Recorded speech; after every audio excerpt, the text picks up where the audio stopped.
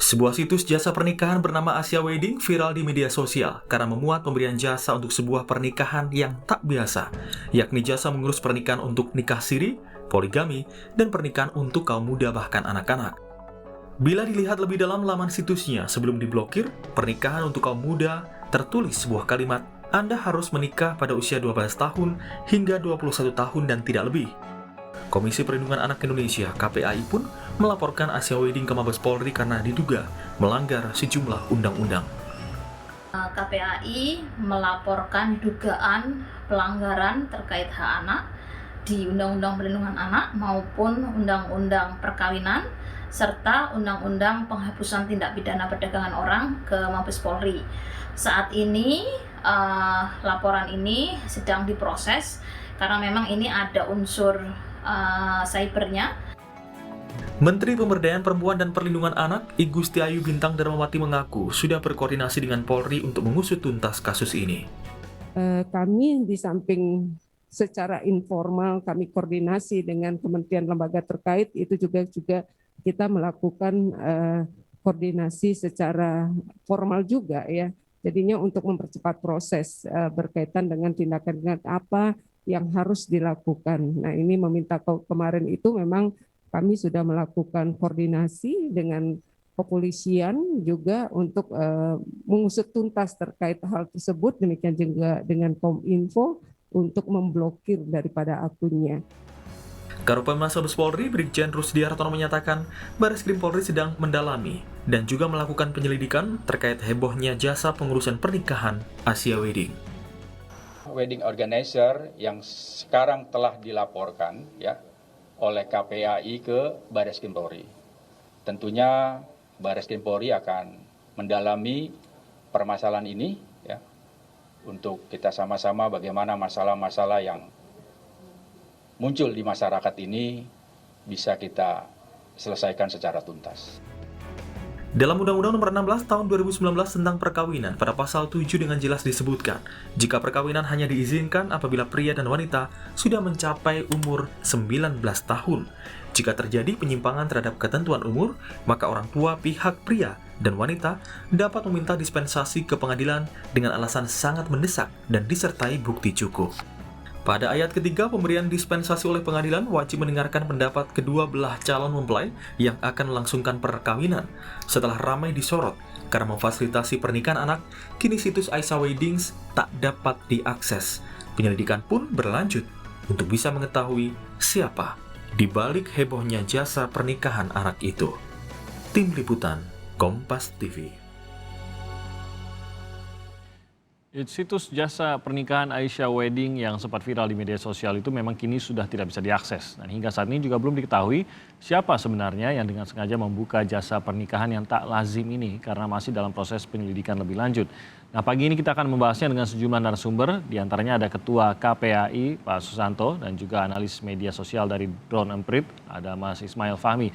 Selamat pagi Pak Susanto, Mas Fahmi. Selamat pagi Mas Timothy. Selamat pagi Mas Timothy. Semoga dalam kondisi sehat nih Pak Susanto dan juga Mas Fahmi.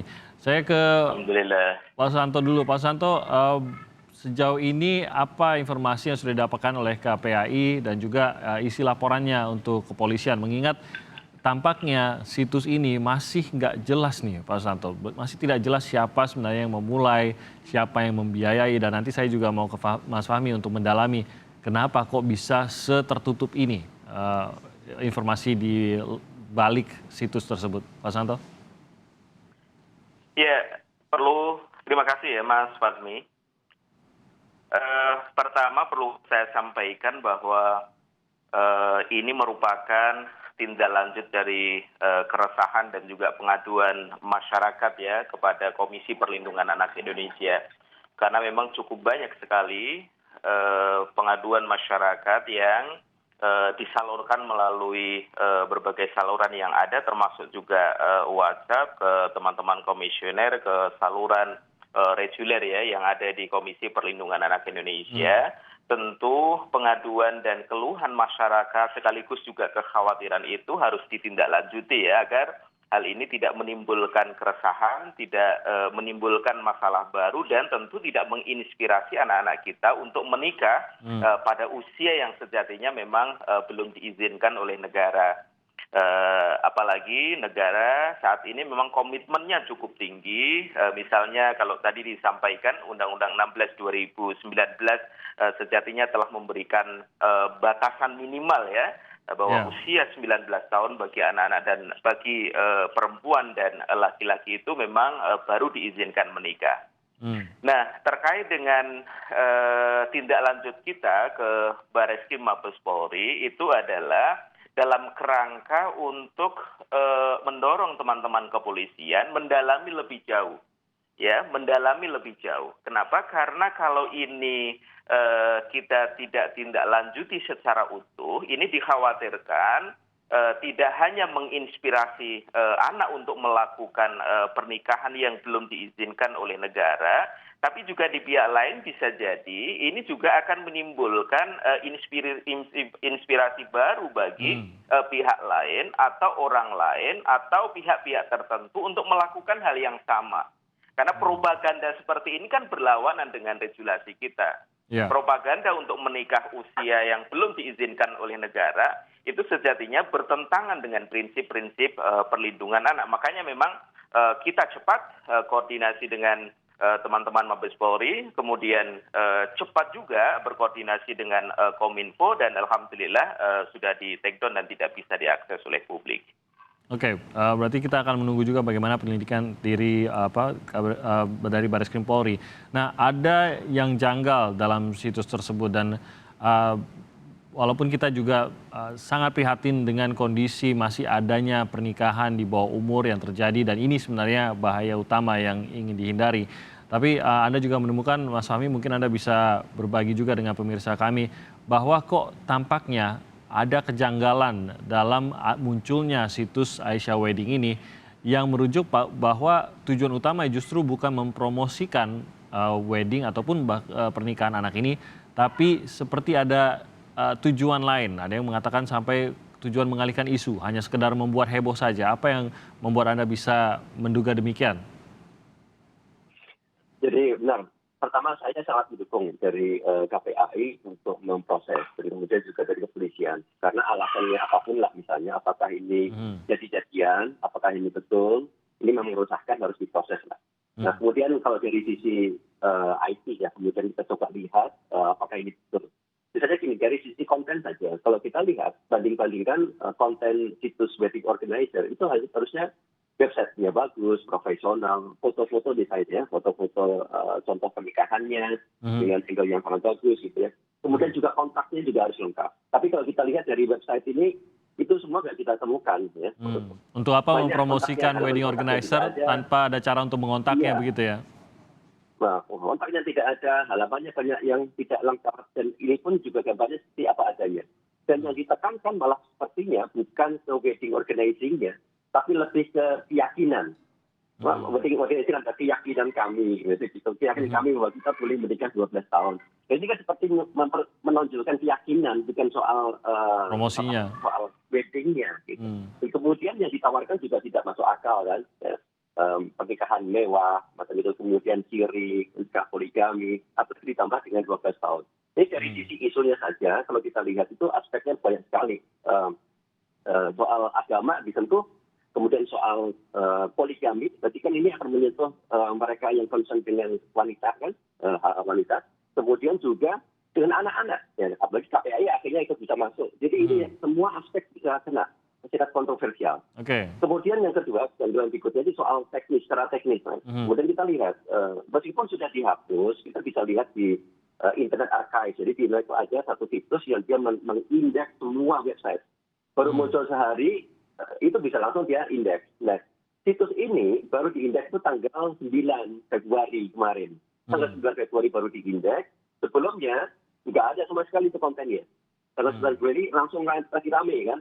Langsung sudah ada spanduknya. Jadi spanduk itu ditulis alamat kontak itu adalah ke domain website ini. Artinya apa? Mereka berharap websitenya benar dong ya. Padahal kontaknya nggak ada. Dan kalau kita lihat lagi secara teknis itu, sebelum tanggal 9 Februari, terakhir di update itu sekitar tahun 2018. Jadi di antara itu tidak ada konten sama sekali. Baru muncul langsung ramai. Tanggal 10 kemudian hilang. Gitu. Jadi dari situlah kemudian kita, ya saya lihat banyak netizen ya yang meragukan itu bahwa ini sebetulnya bukan wedding organizing yang betul, ya serius untuk mempromosikan bisnis wedding organizing, tapi lebih ke membuat keresahan dan itu dihubungkan dengan keyakinan Islam, wanita, perempuan dan anak-anak. Dan itu sangat berhasil kalau saya lihat karena hampir semuanya memberikan komentar. Tanggal 10 itu media yang paling besar itu memberitakan itu media. Ini media mainstream. Saya buat ini peta sosial network analysis jaringan percakapan di Twitter seperti ini. Belakang saya ini. Yang paling besar dikeluarkan adalah media, kemudian televisi. Makanya masyarakat pun akhirnya jadi mereka melihat seperti ini seolah benar. Ini benar, ini harus diproses, Mas. Oke, kalau tadi Anda menggambarkan dari sisi konten sudah mencurigakan, sisi teknisnya juga seperti muncul hanya memang untuk mencari kehebohannya saja begitu. Nah, kalau melihat identitas di balik siapa yang membiayai, siapa yang memulai, siapa yang menciptakan, mungkin domainnya, lokasinya di mana, apakah ini juga bisa diikuti untuk mencari tahu siapa sebenarnya yang di balik ini? Kalau apapun tujuannya, apakah benar secara ilegal mempromosikan pernikahan di bawah umur, ataupun seperti yang Anda katakan tadi, dugaan bahwa ini memang muncul untuk diramaikan saja atau meresahkan masyarakat? Kalau identitas siapa di balik itu sudah ditutup ya. Nah, di internet ya, domainnya misalnya aisyahwedding.com itu ketika didaftarkan itu ada kemungkinan kita menutup, Mas, di pendaftaran. Itu ada situs namanya UIS, ya, kita cek bisa masukin akunnya, host name-nya. Sebenarnya ketahuan sebetulnya yang mendaftarkan tuh namanya siapa, nomor telepon, alamat, perusahaannya apa, harusnya ada gitu. Tapi itu semua itu ditutup semua. Dan ini sebetulnya bukan hal yang baru di dalam dunia IT, itu sudah wajar dan normal kita bisa menutup identitas kita. Tapi memang kalau kita menutupnya itu dengan sengaja dan ada biaya kah atau gimana? Ya ada biaya. Itu kan simpel aja, Mas. Sebenarnya nggak hal yang aneh. Misalnya kita nambah 100.000, kan harganya berapa itu? 100.000 setahun ya gitu, itu sudah ditutup sama si provider ini, domain ini. Oke, tapi yang pasti ada kesengajaan ingin menutup lah begitu ya, karena itu tadi ada keputusan untuk mau menutup dan ada biaya yang dilibatkan, berarti dengan sengaja memang menutup identitas gitu ya? Ya, saya kira demikian. Ini mungkin wedding organizer pertama yang tidak ingin diketahui begitu siapa yang sebenarnya pemilik maupun yang mempromosikan gitu ya. Tapi sekali lagi saya ke Mas Santo, meskipun ini memang dalam hal wedding organizer Aisyah ini identitas siapa di baliknya ini belum diketahui, tapi sekali lagi isunya ini kan tetap meresahkan begitu. Isunya ini adalah hal-hal yang nyata, yaitu pernikahan di bawah umur. Ini hal-hal yang masih terjadi gitu dan bahkan sampai dipromosikan seperti ini. Nah, Anda sendiri dari KPAI mungkin bisa menggambarkan seberapa gentingkah isu ini sehingga ya janganlah jadi suatu hal yang dipergunakan untuk dibercandakan, apalagi malah untuk dipromosikan. Senyata apa kasus pernikahan anak di bawah umur ini, Mas Santo? Ya, pertama kalau dari sisi tren ya, perkawinan di bawah umur ini kan, atau perkawinan anak ini menjadi satu tantangan serius sebenarnya kan bagi Indonesia. Indonesia merupakan salah satu negara di ASEAN yang dari sisi jumlah ya perkawinan usia anak memang cukup tinggi. Makanya dalam kerangka itu kemudian kami mengajak semua pihak agar tidak serta-merta menggunakan bercandaan, kemudian digunakan untuk melakukan propaganda, promosi dan sebagainya di tengah negara kita memang punya concern besar untuk melakukan pencegahan itu gitu ya. Catatannya sebesar apa sih jumlahnya, Mas Santo, yang tercatat di KPAI? Iya, kita memang memiliki data di BPS ya, datanya memang cukup tinggi dari sisi usia perkawinan anak ini. Nah ini sebenarnya merupakan tantangan berat sebenarnya bagi Indonesia kalau kemudian upaya pencegahan usia anak ini tidak dibarengin dengan kebijakan lain. Kami dan beberapa eksponen civil society yang lain juga mendorong agar kebijakan pencegahan perkawinan anak ini tidak hanya berjuang pada level regulasi yang saat ini sudah berhasil, tetapi di pihak lain harus dibarengi dengan kebijakan-kebijakan integratif yang lain. Misalnya kebijakan terkait dengan layanan pendidikan. Layanan pendidikan katakanlah di beberapa daerah alhamdulillah misalnya telah menggratiskan bagi layanan pendidikan tingkat SLTA misalnya, itu tentu akan menjadi satu entry point untuk anak-anak kita concern pada dunia pendidikan, pada layanan pendidikan, sehingga tidak memilih perkawinan dini ini atau perkawinan anak sebagai pilihan alternatif. Karena banyak kasus yang masuk di kami, kenapa kemudian anak menikah dini atau memutuskan menikah dini didukung juga oleh orang tua, itu karena beberapa faktor ya. Satu, faktor pendidikan. Kedua, faktor ekonomi. Ketiga, faktor geografis ya. Misalnya ayah ibunya kerja di suatu tempat, kemudian anaknya tidak berani di rumah, kemudian dia memutuskan untuk segera menikah agar memiliki pasangan dan juga penjaga bagi yang bersangkutan. Nah, faktor-faktor seperti ini tentu juga penting dicermati ya, bukan hanya oleh negara, tetapi di pihak lain juga aparat dan pemerintah daerah setempat untuk memetakan tren, masalah, faktor, penyebab yang ada di daerah itu. Tentu masing-masing daerah sangat beragam ya faktornya, sehingga upaya pencegahan itu harus benar-benar maksimal. Oke, nah apakah hal ini juga Anda lihat pernah terjadi juga dalam hal ini mempromosikan pernikahan anak? Kita kan kalau tadi dari beberapa kasus yang digambarkan Mas Santo itu seperti hubungan keluarga dengan keluarga lainnya atau pribadi dengan pribadi lainnya begitu.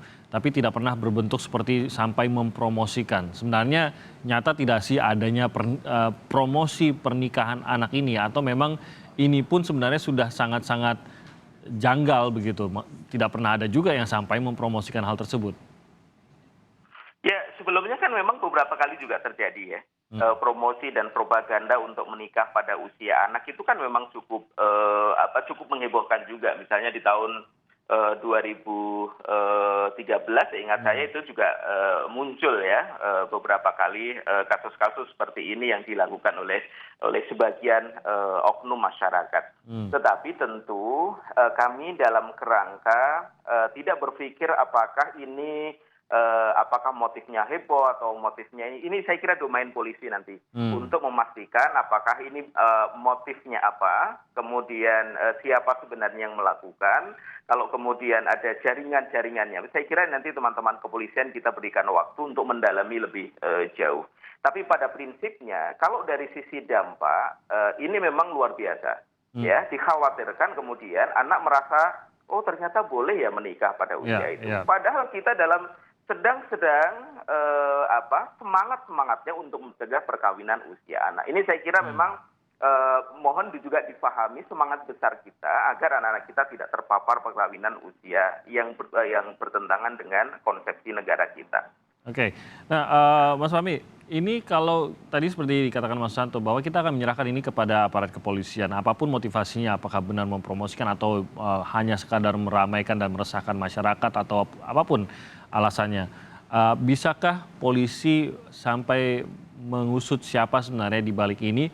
Mengingat tadi Anda katakan jejaknya memang dengan sengaja ditutupi, memang ada cara-cara secara teknis yang bisa memberikan ruang tersebut.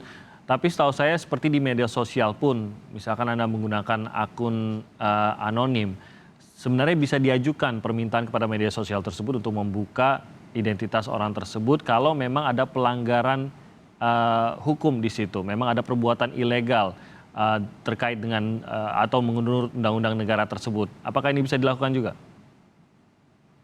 Ya, saya sangat percaya kepolisian bisa memproses ini karena mereka punya kapasitas dan pengalaman ya untuk menelusuri banyak laporan-laporan yang meskipun itu dilakukan oleh anonim, ketahuan juga akhirnya siapa gitu ya di balik itu orang realnya. Jadi meskipun misalnya domain itu ditutup, itu kan hanya salah satu cara saja untuk mencari informasi dan memang jelas tidak mungkin kita dapat informasi dari pembuatan domain gitu. Ya, kita 100% itu saya. Tapi ada spanduk misalnya kan, ada spanduk yang dipesan, ya kan, ada pembayaran yang dilakukan meskipun menggunakan PayPal kan bisa ditelusuri lagi. Jadi lebih bagus memang kita serahkan kepada kepolisian, dan saya sangat sepakat dengan KPAI dan pihak-pihak yang lain untuk memproses, meminta kepolisian untuk memproses itu. Karena banyak cara dan banyak langkah hukum yang bisa dilakukan oleh kepolisian. Nah, misalnya dengan menghubungi Facebook, misalnya seperti yang disampaikan tadi, itu ya sangat mungkin. Karena ada hal-hal yang sangat serius, melanggar hukum, sehingga informasi harus didapatkan. Gitu. Dan itulah sebetulnya kalau kita terkait dengan undang-undang perlindungan data pribadi, undang-undang keamanan terkait dengan siber, itu sebetulnya bisa memberikan kemampuan lebih kepada aparat penegak hukum kita untuk mendapatkan informasi lebih dari platform gitu. Makanya ini harus kita dukung. Oke, baik. Baik, kita nantikan bagaimana penyelidikan kepolisian atas hal ini, tapi tentu saja yang kita tekankan sekali lagi adalah bahwa memang sudah jelas aturannya dan jelas sekali alasan mengapa pernikahan usia anak ini tidak diizinkan oleh negara. Ini demi kebaikan untuk anak-anak, keluarga, dan juga masyarakat tentu saja. Jadi sehingga kita harapkan ini jangan sampai mengendurkan semangat dan juga kerja keras dari teman-teman, baik itu dari pemerintah, dari praktisi maupun para aktivis yang mendorong agar pernikahan anak ini tidak terjadi di Indonesia. Terima kasih banyak Pak Susanto sudah bergabung bersama kami, Ketua KPAI, dan juga Mas Ismail Fahmi juga dari Drone Emprit. Terima kasih sudah bergabung bersama kami pada pagi hari ini.